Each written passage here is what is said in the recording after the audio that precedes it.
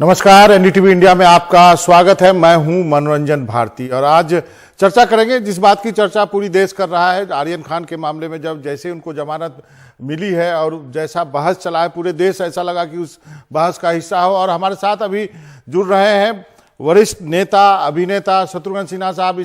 Sir, आपका बहुत बहुत शुक्रिया, आपने वक्त निकाला एनडीटीवी से बातचीत के लिए। जो कुछ हुआ पिछले 3 दिनों में या पिछले 25 दिनों में, उस पर आपकी क्या टिप्पणी है? पहले उस पर रिएक्शन चाहूंगा।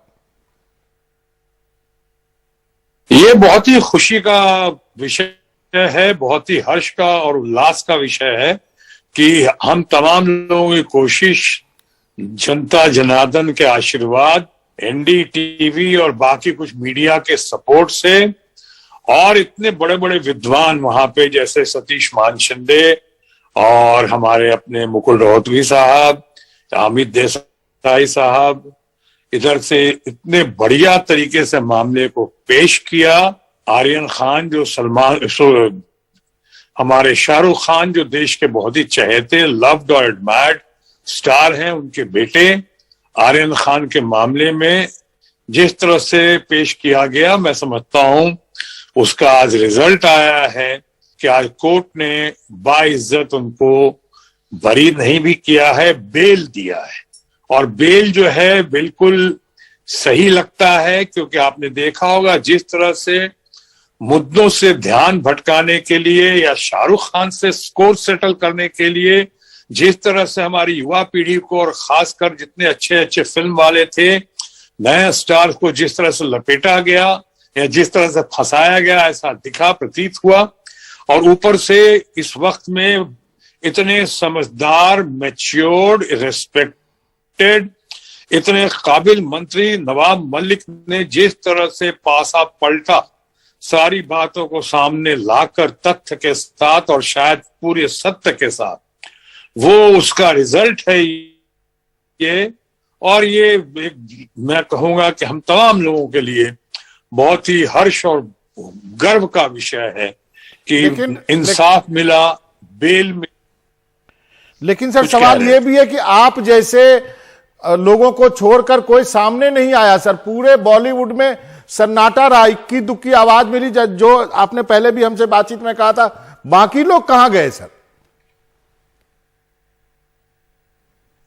देखिए, चूंकि आज पूरे देश में और खासकर जिस तरह से तथाकथित गोदी मीडिया ने भी जिस तरह से हंगामा किया है, क्या एक डर और भय का माहौल है और फिल्म इंडस्ट्री इससे अछूता नहीं है।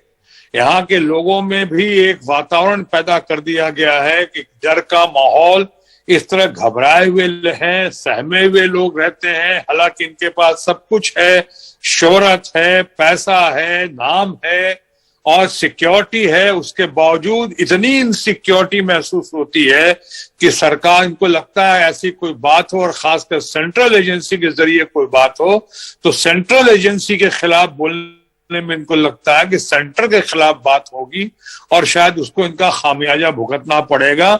इसी डर की वजह से नहीं आते हैं। एक बात और भी है, जिनके लिए सामने आते भी, जैसे आपने कहा, हम जैसे लोग आते हैं, वो सिद्धांतों के तरीके पे, सिद्धांतों के बल पे आते हैं। क्योंकि जिनके लिए हम आते हैं ना उनसे हम एक्सपेक्ट करते हैं और ना ही वो लोग ऐसा करते हैं कि इसके बदले में एक थैंक यू भी आके बोलें। वो सामने जब आपके ऊपर मुसीबत होगी तो वो कभी ना आएंगे और ना कभी कहेंगे। ऐसा भी होता है। तो कई लोगों को महसूस होता है कि अरे हम क्यों कहें इनके लिए, इन्होंने हमारे लिए तो कुछ कभी कहा नहीं। ये विभाजन की स्थिति है आज, डिवीजन की स्थिति है आज। और दूसरा, अगर इनको कहते हैं इनके लिए, तो ये लोग सामने आके बाद में एक थैंक यू भी नहीं बोलते हैं जी। तो कई कारण हैं। बहरहाल, हमने तो इंसाफ के आधार पे, सत्य के आधार पे और हाँ, हमारी आंखें खोलने में एक तरफ आप लोगों का, कुछ मीडिया, खास के एनडीटीवी जैसे मीडिया का बहुत बड़ा हाथ रहा।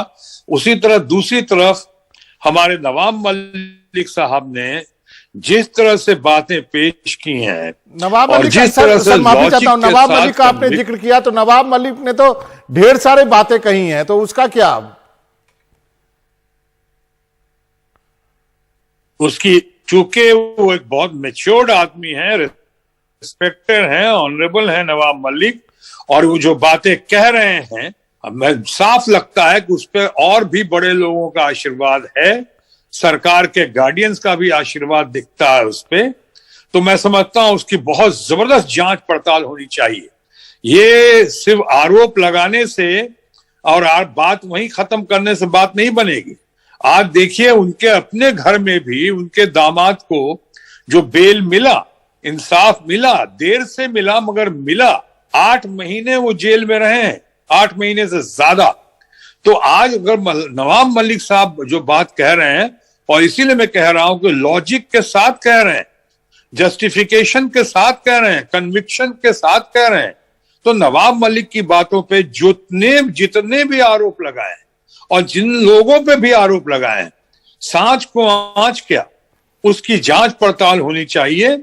अगर उनके आरोप गलत हैं तो पता चल जाएगा बाद में, और अगर उनके आरोप सही हैं तो जरूर है कि जिन पे सही आरोप है तो उन लोगों को डिटरेंट पनिशमेंट मिलना चाहिए, ताकि आगे लोग मुद्दों से भटकाने के लिए, अपनी कमजोरी छुपाने के लिए एनसीबी हो चाहे कोई भी सेंट्रल एजेंसी हो, ऐसा काम ना करे। सर, आपने कहा कि जो अब सेंट्रल एजेंसी की बात आप बार बार कर रहे हैं, जो 25 दिन तक जिसके पास ड्रग्स नहीं मिला, जिसने सेवन नहीं किया, जिसका मेडिकल नहीं हुआ, यदि वो लड़का यदि जेल में रहता है, जमानत पे छूटता है, 2 अलग अलग अदालतों में 2 अलग अलग तरह से अदालतें उसको देखती है, इसके पीछे क्या सेंट्रल एजेंसी है? आप पूरे जिम्मेवारी से कर रहे हैं?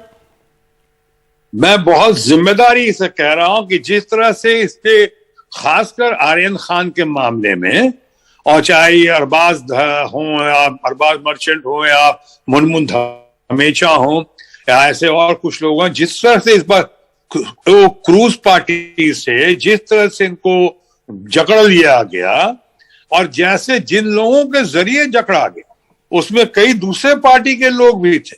उनमें से किसी ने वायरल किया सेल्फी लेकर, वो वायरल ही उस पर भारी पड़ गया।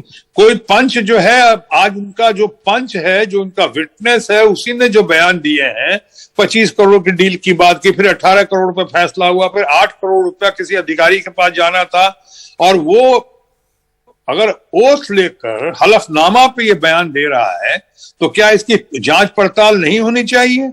क्या सच्चाई का पर्दाफाश नहीं होना चाहिए?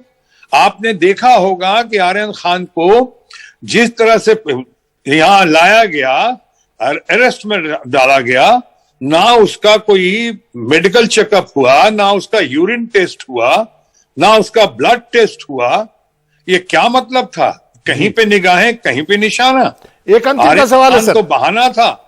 एक अंतिम का सवाल है सर, आप खुद शत्रुघ्न सिन्हा, एक अंतिम का सवाल है, आप खुद इतने बड़े अभिनेता, आपके बच्चे अभिनेता, तो क्या माने कि जो फेमस अभिनेता होता है उनके बच्चों पर बहुत ज्यादा स्पॉटलाइट होता है, या फिर कहें कि इतने फेमस पिता होने के नाते बच्चों को सही दिशा में उनको परवरिश देना यह भी बड़ी चुनौती होती है, क्योंकि बड़े लोगों के पास वक्त नहीं होता है?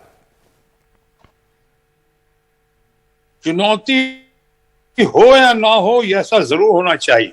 मेरा शुरू से मानना है, मैं तो प्रीच और प्रैक्टिस करता हूं, कैंपेन करता हूं, एंटी टोबैको कैंपेन करता हूं। मैं हमेशा कहता हूं, से नो टू ड्रग्स एंड शन टोबैको। बिल्कुल इनसे दूर रहो, हमेशा नो कहो ड्रग्स को। आज मैं इस मामले में भाग्यशाली समझता हूं कि मेरे बच्चे हैं, लव खुश हैं, या हमारी बेटी सोनाक्षी है।